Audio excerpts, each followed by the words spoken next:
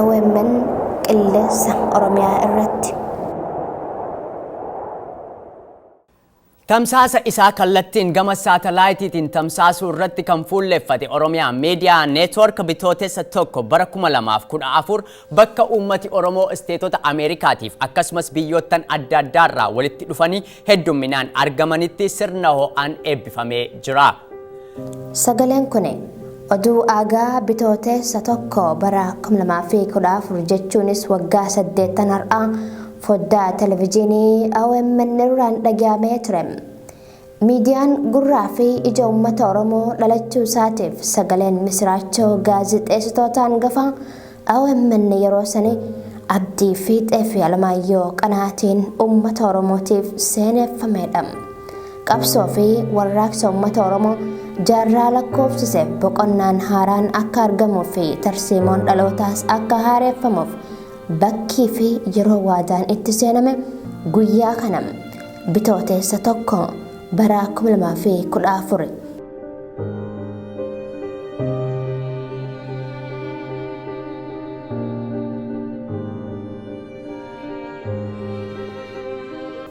Ameerikaa kaabaa kutaa magaalaa Minneapolis galma Yuunivarsiitii Minisootaa keessatti waggaa 7 dura kan dhalate ilmi hangafaa xiiqii qabsaa'aan sagalee uummata isaa ta'e abbaa warraaqsaa fi simbirtuu odeeffannoo daawwitii dhugaa uummataa fi gaaddisa beektota Oromoo Raabaadorii OMN abuura uummata Oromoo ta'ee waggootaaf waraqaarra kan ture bitootessa tokko bara 2014 hojiitti seenuun afaan uummata isaa ta'uun miidiyaa dhugaa uummata isaatii sagalee ol kaafatee lallabu ta'uuf bakka uummatni Oromoo kutaa bulchiinsa Ameerikaa adda addaarraa walitti qabamanitti yayyabame.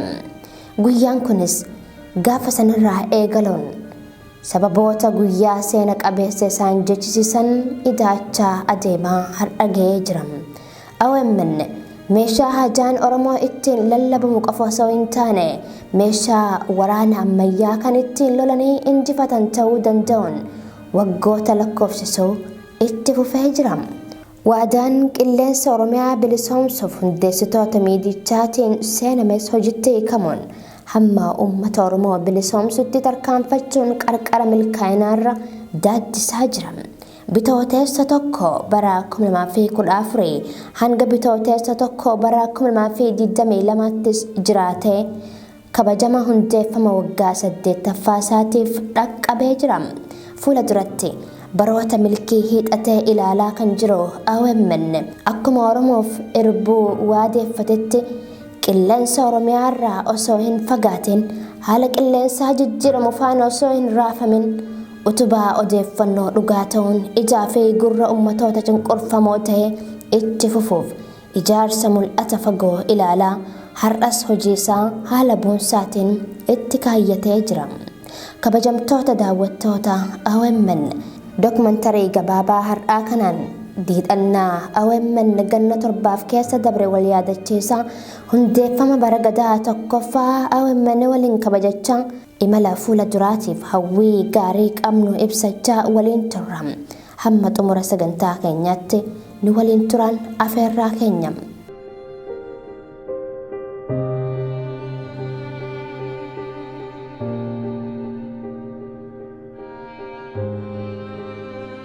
Hundeeffamuun Oromiyaa Miidiyaa Neetwoork odeeffannoo dhugaatiin qilleensa Oromiyaa soba gaboonfattoota irraa bilisa baasuu kaayyeeffate ta'uusaa Daayireektara OMN yeroo sanaa fi hayyuun siyaasaa Jawaar Mohammad waltajjii sirna baniinsaa OMN waggaa 7 durarratti dubbatanii kanafes raaganii turan.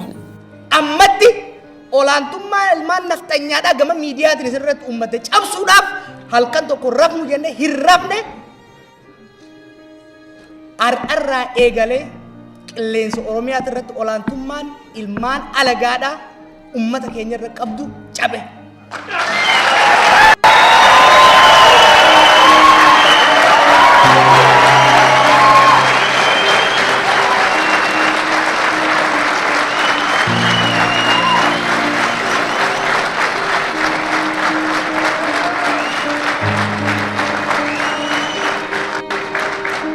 Qilleensa Oromiyaadha bilisoomsine. Qilleensa Oromiyaadhaa bilisoomsine. Bilisummaan tuntuttee gara bilisummaa dachii Oromiyaatitti akka ceetu dirqamni keessan jechuudha. Akkuma kaayyoo kanaattis odeeffannoo uummatarraa fuudhee uummatatti deebisa roorroo fi gidiraa ilmaan Oromoo irratti gabroonfattoota gita bittoota adduwaayitiin raawwatamaa ture saaxiluun uummata sagaleensaa ukkaanfame akka hafuura gubii futtaafatu taasisuu eegale. Hojjettoota OMN gaazexeessitootaa fi qabsaa'ota akkasumas hayyoota Oromoo biyyaan ba'aa jiraniin utubamuun uummata bal'aa urjii gaanfa Afrikaa isa ta'e saba Oromootiif afaan ta'uun ija addunyaa lola sabaatiin burjaaje rakkoo saba Oromoo ilaaluu dide dirqisiisuun akka gara uummata Oromoo ilaaluu taasise. Miidiyaan yayyaba hayyoota Oromoo ta'uun dhalate kun yeroo gabaabaa jidduutti dhageettii guddaa horachuudhaan mana tokko tokko ilmaan Oromoo keessatti daawwatamuun mallattoo isaa ta'eef.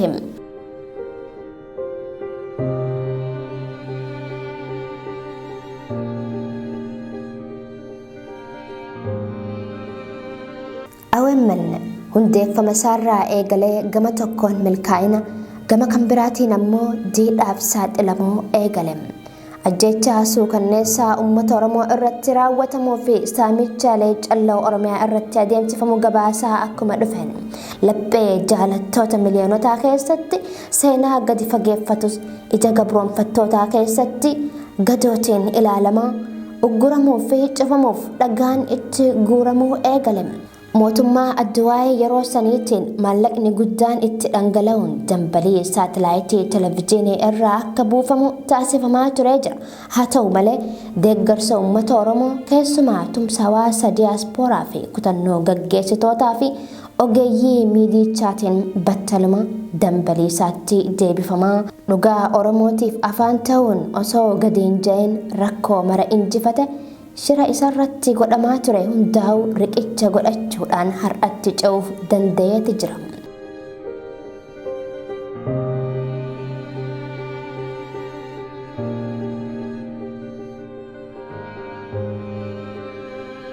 Boqonnaan qabsoo bara 2014 hanga 2018tti turane diddaa maastar pilaanii fincila diddaa gabrummaa fi Oromoo Protest hundumaa'u OMN biyyaan baataa'uun dura deemaa qabsaa'ota ta'ee finiinsuu keessatti seenaa baraan jiraatu galmeessisee jira.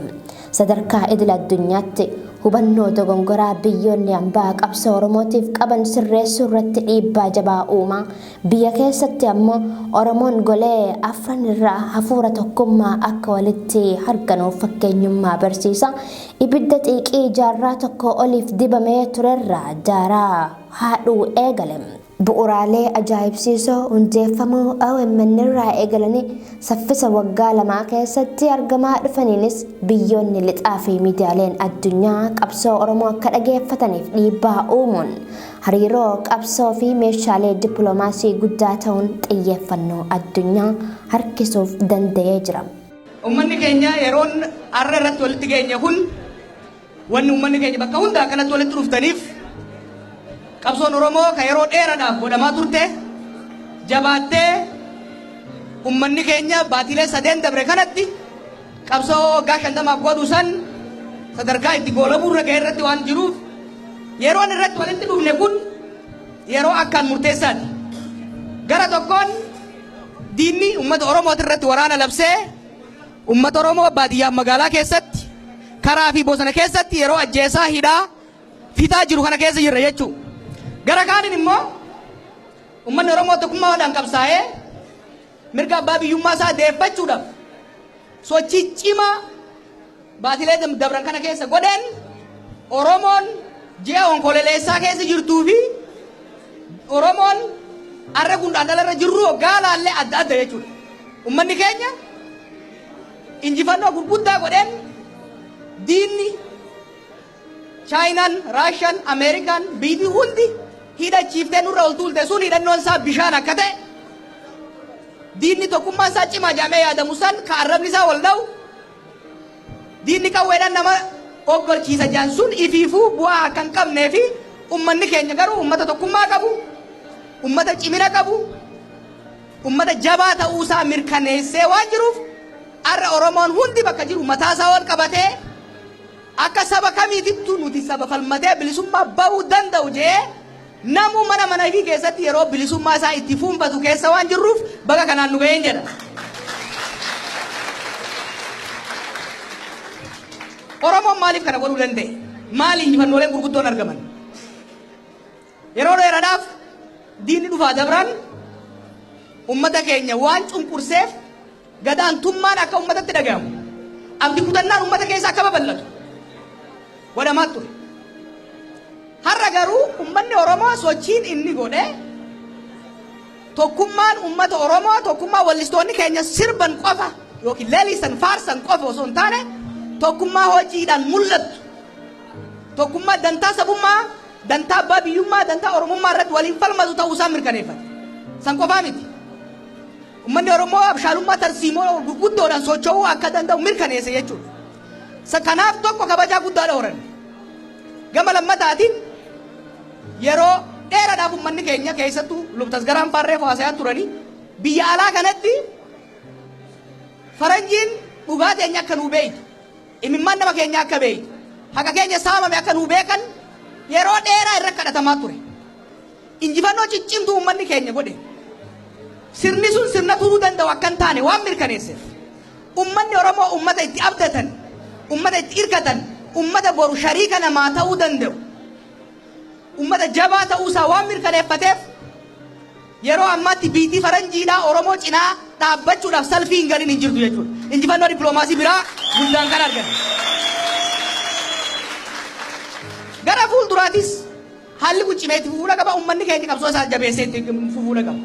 Haasawni kun kabajaa hundeeffama OMN waggaa sadaffaa irratti Daayirektarii olaanaa miidichaa yeroo sani obbo Jawaar Mohammad bu'aa OMN waggaa 3 jidduutti qabsoo Oromootiif buusa ilaalchisuun dubbii dubbatan keessatti erga OMN hundeeffame dhiibbaa dippiloomaasii fi qabsoo Oromoo irratti hubannoo badaa ture jijjiiruu danda'u OMN ilaalchisee ragaa ba'eedha.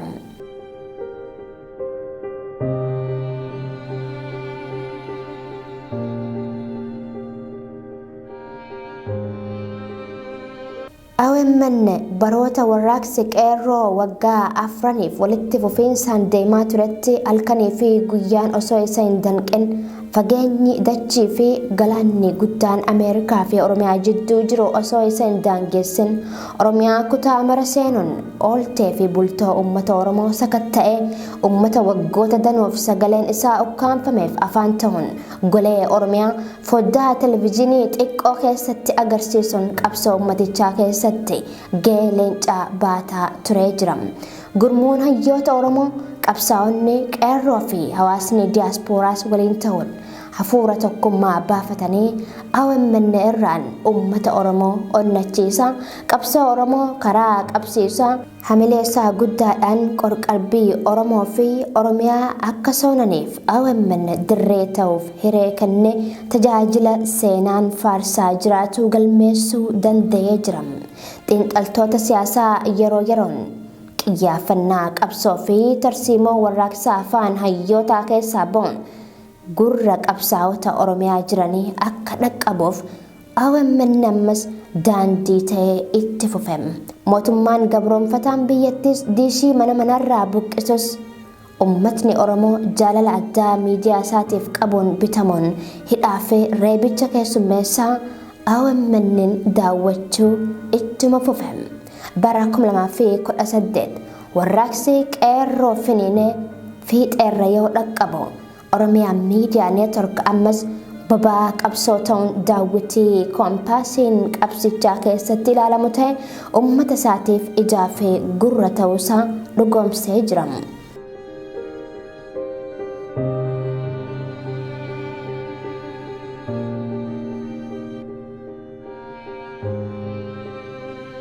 Bara 2018 qaanqeen qabsoo Oromoo laboobuun mana gabroonfataatti yoo qabatu OMN qilleensa ta'ee guca qabsoo ta'ee karaa agarsiisa jijjiiramuu haala siyaasaa yerichaatiin uummata isaa dhagee mootummaa biyya ceesisuuf amaanaa fudhatee amanuun gara biyyaatti deebi'e. Yeroon sun Oromiyaan yeroofis ta'u qilleensa nagaa fi bilisummaa harganuu yeroo itti eegalte ta'uun wal qabate qilleensa Oromiyaa bilisa baasnaan dhaadannoon Oromiyaa miidiyaa neetwork ganamaa qabatamaan mul'achuu eegale. Injifannoo qabsoo Oromootiin argame kana ga'ee fi qodni Oromiyaa miidiyaa neetwork olaanaa akka tures hedduun dhugaa ba'aniim. OMN injifannoo qilleensa Oromiyaa irratti argamsiise kanaanis yeroo jalqabaatiif waxabajjii 28 bara 2018 magaalaa Finfinneetti dameesaa kan Oromiyaa ifatti saaqqate. Waltajjii eebba dameesaa kanarrattis hundeessitoota miidiyichaa keessaa obbo Iliyaas Ibsa haasaa taasisaniin akkuma jenne qilleensa Oromiyaa bilisoomsinee jirra jechuun dubbatanii turan.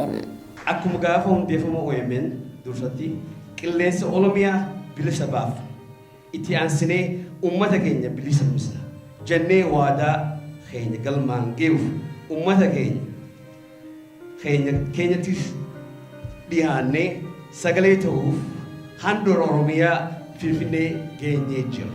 Sirna baniinsa OMN Finfinnee bara 2018 irratti namoonni argaman gumaacha OMN ragaa ba'uurraa hanga gammachuu qabsoo Oromootiif OMN taasise ragaa ba'uun fuula durattis OMN'f hawwii gaarii qaban ibsataa turaniim.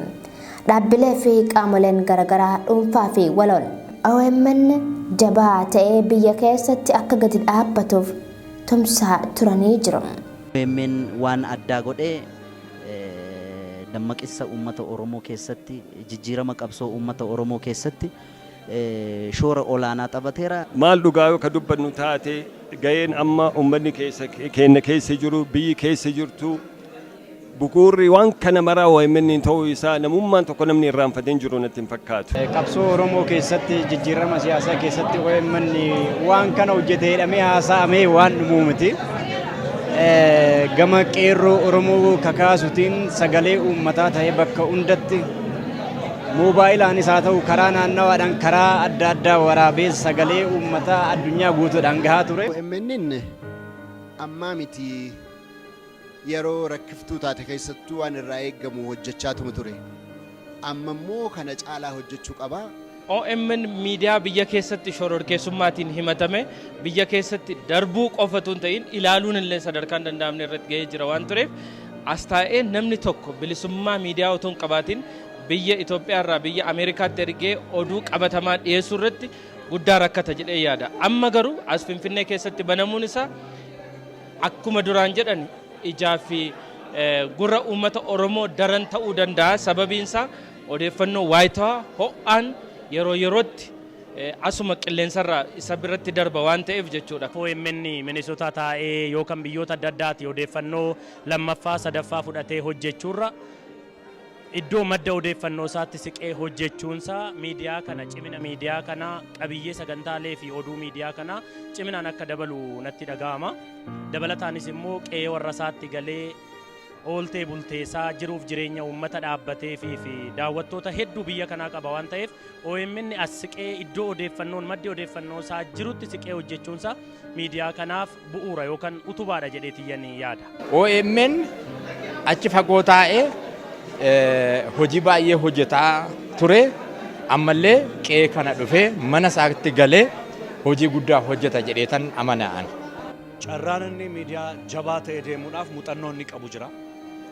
Gama meeshaaleettiinis meeshaalee piroodakshinii gaariin qabaatanii nama dadhaa kun walitti dhufee miidiyaa dhugaa labsuudhaan beekame erga ta'e miidiyaa haqa Oromoo gama siyaasaatiin gama hawaasummaatiin gama waliigalaatiin cunqursaa Oromoo irra jiru ibsaa miidiyaas ga'eedha waan ta'eef har'a immoo daran shaggarirra taa'ee waan Oromoon bor bira ga'uu barbaadu imala Oromoon itti jiru kana milkeessuu keessatti ga'ee isa duriirra caalaa ammatti dhiyeenyaan waan argine caalaa waan haaraa arguudhaafi.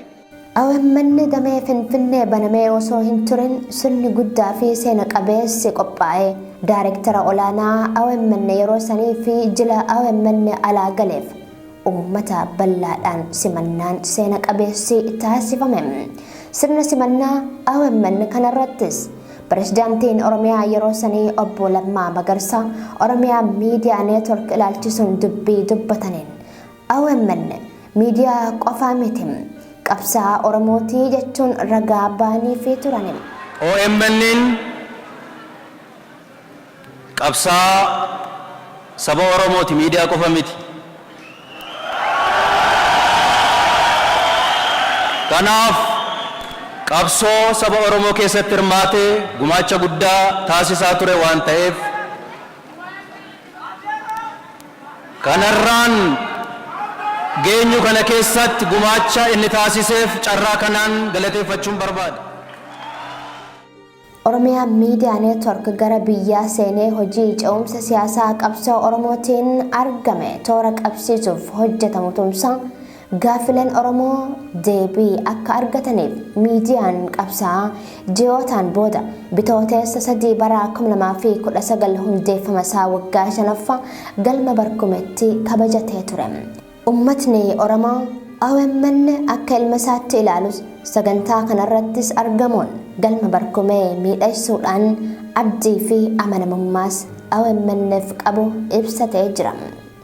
Artistoota Oromoo bebbeekamoo fi namoota siyaasaa dhageettii qaban waliin OMN Oromiyaa keessatti waggaa 5ffaasaa kabajatee ture. Waltajjii kabajaa hundeeffama waggaa 5ffaa OMN kanarratti Daarektarii OMN yeroo sanii Jawaar Mohammad haasaa taasiseen bor lubbuun jirraa fi hin jirruu keenya hin beeknu garuu qabsoon Oromoo dabree jiraata. Waggaa 5 har'aa leecalloo xiqqoo uummata keenyarraa walitti qabneen OMN ijaaruu dandeenyee jirra.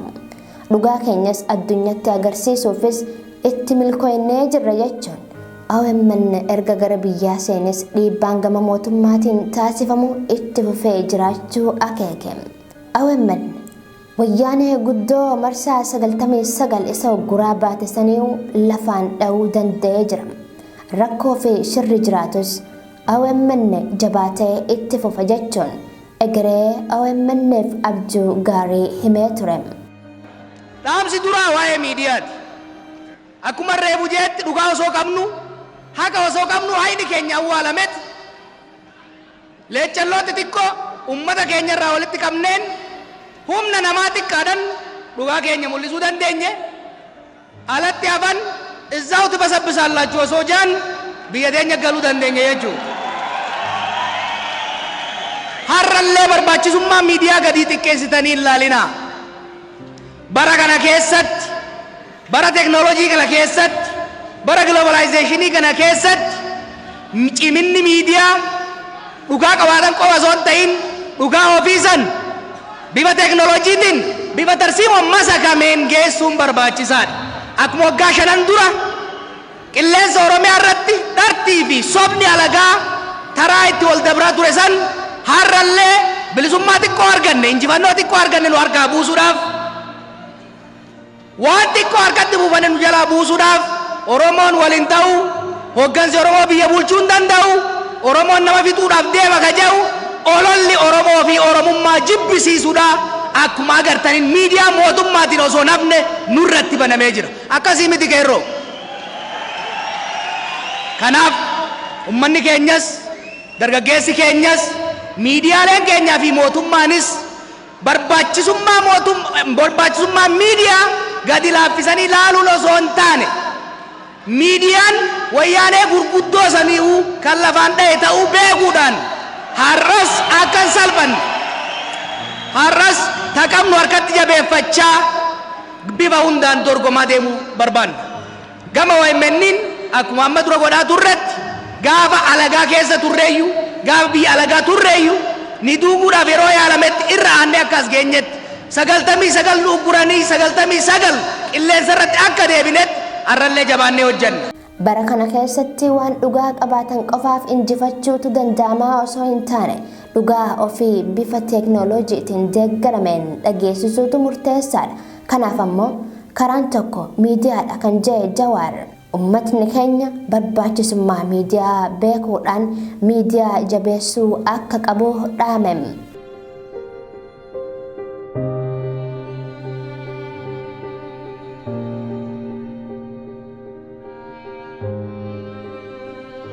Oromiyaa Miidiyaa Neetwork waggoota lamaaf biyya keessatti dameewwan 5 ol banachuun hojiilee seenaan hin daganne danuu hojjechaa turee jira.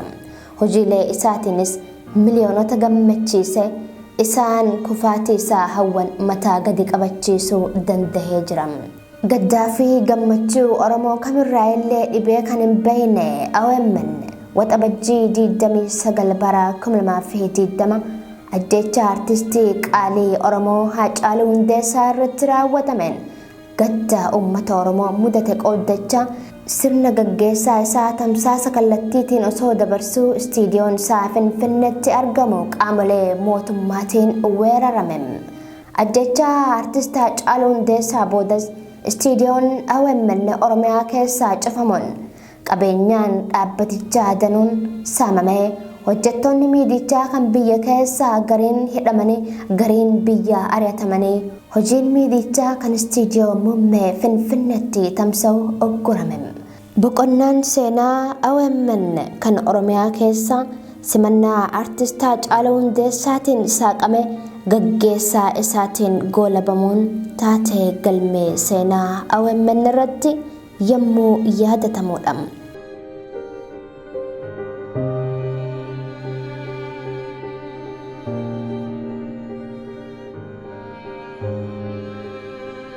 Mootummaan abbaa irree OPDO'n kaleessaa bilxiginnaan har'aa waggoota lamaaf qilleensa Oromiyaa irraa riphuun of dhoysanii kan turan humna jabeeffachuun akka kiyyeessituu haxxee kiyyoo bishaan keessa dhoysite suuta qurxummii qabdutti OMN fi qabsaa'ota Oromoo biyya keessatti erga yaamaniin booda garii ajjeesanii garii ammoo akkuma hidhaniin gurmuu OMN biyya keessaas bittinneessuuf karoorfatanii raawwatanii qaalii Oromoo fi Oromiyaa artistii Haacaaluu Hundeessaa galaafatanii qaroo Oromoo obbo Jawaar Mohammad, Baqqalaa Garbaa, Dajanee Xaafaa, Hamzaa Booranaa fi isaan biroo hidhaatti guuranii hayyu duree adda bilisummaa Oromoo obbo Daawit Ibsaas hidhamaa mana keessaa gochuudhaan hogganootaa fi qondaalota addichaa biroo hidhaatti guuranii dirree siyaasaatiin ala godhanii miidiyaa ijaa fi gurra ummatichaa ta'uun bu'aan qabsoo Oromoo akka hin butamne gaafiin Oromoo akka gara hin dabarfamnee fi dhugaan ummatichaa dabrees kan sabaaf sablammoota cunqurfamoo akka hin awwaalamneef adda durummaan qabsaa'aa ture OMNs jaamsuuf yaalanii. OMN mirga walabummaa miidiyaan akka miidiyaatti qabu sarbame qabeenyi isaa saamame qilleensarraa ogguramuun uummata isaa keessaa dhiibamus kaayyoo isarraa duubatte hin jenne balaa isa balleessuuf itti aggaamame irra aanuun sagalee uummata isaa ta'e itti fufuuf danda'ee jira. Oromiyaa Miidiyaa Neetwork baroota qabsoo torba lakkaa'ee dabarsuun har'as waggaa 8 fullee waggaa 8ffaa isaa kabajachaa bara milkii fuula duratti ilaala. Uummanni Oromoos miidiyaa isaa dhugaan sagalee isaaf ta'e madda odeeffannoo amansiisaa fi ragaa egeree hawaasummaa taasifatee OMN itti jiraachisuuf har'as waadaa haaromsaati jira. Keessumattuu tumsi seenaan hin daganne kan hawaasni diyaaspooraa Oromoo biyyoota garaagaraa keessatti argaman har'as taanaan adda osoo hin citin humna miidiyaa kanaa ta'e itti fufee jira. Kabajamtoota daawwattoota Oromiyaa Miidiyaa Neetwork dookumantarii kabajaa hundeeffama OMN waggaa 8ffaa ilaalchisuun qopheeffanne kanumaan guduunfinam. OMN waliin bara milkii isiniif hawwaa horaa bulaa isiniin jennam.